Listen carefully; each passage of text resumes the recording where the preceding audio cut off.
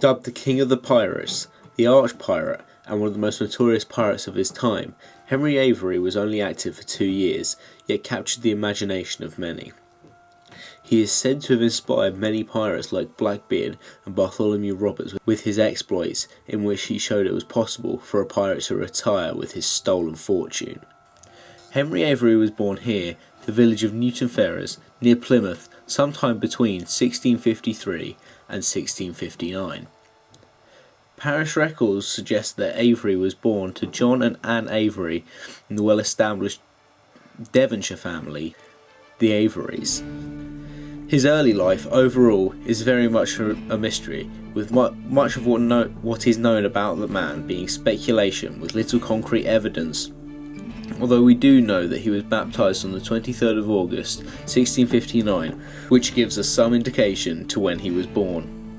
It's safe to assume that Henry Avery was a sailor from his youth, but the first substantial records of him pick up from March 1689 and his service in the Royal Navy. Avery served in the 9 Years' War that took place between 1688 and 1697, between Louis XIV of France and the coalition of Austria, the Holy Roman Empire, the Dutch Republic, Spain, Britain and Savoy. It was in this war that Avery worked as a midshipman aboard the 64-gun battleship HMS Rupert under the command of Sir Francis Wheeler. In mid-1689, HMS Rupert helped to capture a French convoy. This victory worked in Avery's favour, with him being promoted to master's mate.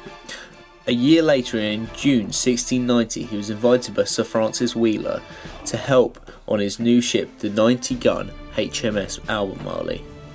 He then probably fought on the Battle of Beachy Head in July, which ended disastrously for the English and Avery. About a month later, he was discharged from the Navy. Avery's years in the Royal Navy gave him experience that would later prove invaluable to his future endeavours as one of the most successful pirates who has ever lived. Between 1690 and 1692, Avery worked as a slave trader under the protection of the governor of the Bahamas, Cadwallader Jones. The story of Henry Avery really gets interesting in 1694.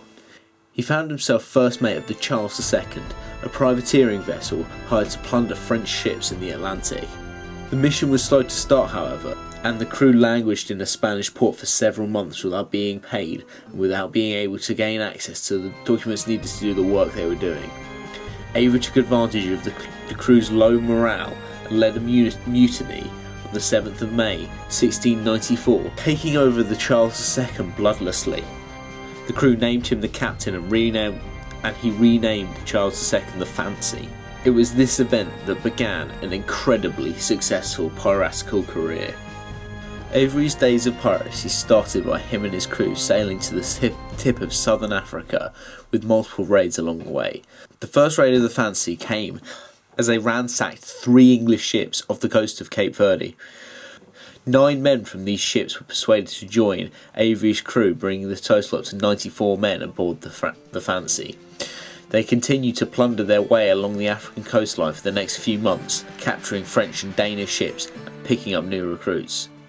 By the time the Fancy reached Madagascar mid-1695, it was a floating rose gallery of some 150 men.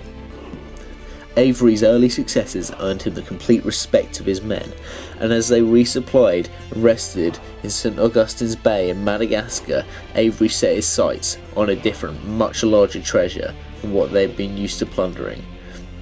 After a final stop on the island of Joanna in the Comoros Islands, the crew set sail towards the Red Sea. Specifically, Avery set sail for the volcanic island of Perim at the southern entrance of the Red Sea, ready for the ambush of a lifetime.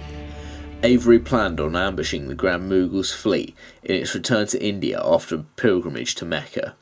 To ensure they had significant firepower, they partnered with several other pirate ships, including the Amity, an American raider captained by the famed pirate Thomas Tew. The scale of the Mughal convoy was massive. It had 25 ships, and the flagship, the Ganj I Swai, or Gunsway, carried treasure worth up to £600,000. That's about $400 million, or £325 million in today's currency. Avery was in command of 440 men at this point, with the targets being the Ganjai Swai and its main escort ship, the Fateh Mohammed. Thomas II and the Amiti attacked the Fateh Mohammed first, and II was killed in battle.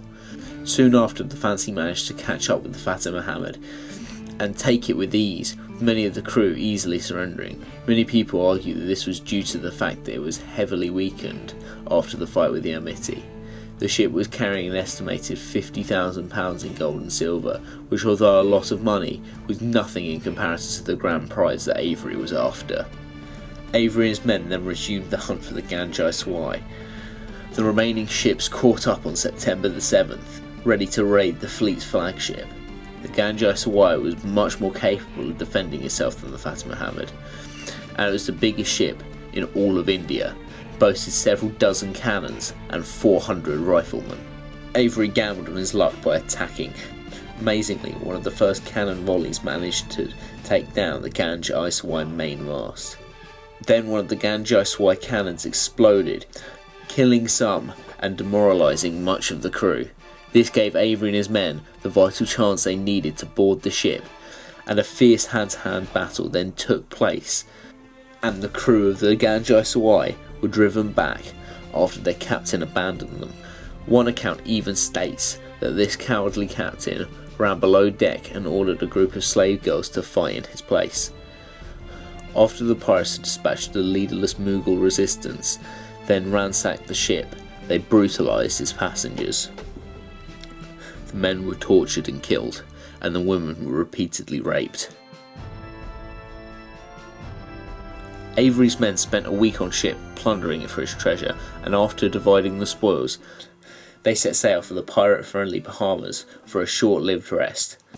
As the English government struggled to deal with the political fallout after the heist of the Ganjai Swai, a massive bounty was put on the heads of Avery and his crew.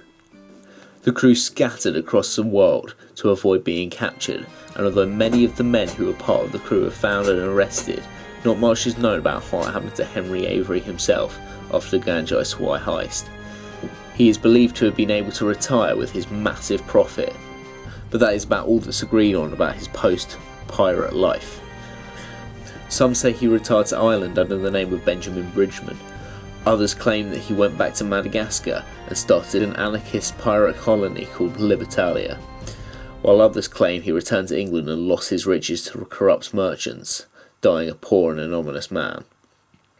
Henry Avery was by no means a good man, committing many atrocious acts throughout his life, but it cannot be argued that he was an extraordinary man who, through fantastic planning skill and a lot of luck, managed to retire with the biggest pirate loot ever recorded. Avery was no ordinary thief, he was a criminal mastermind.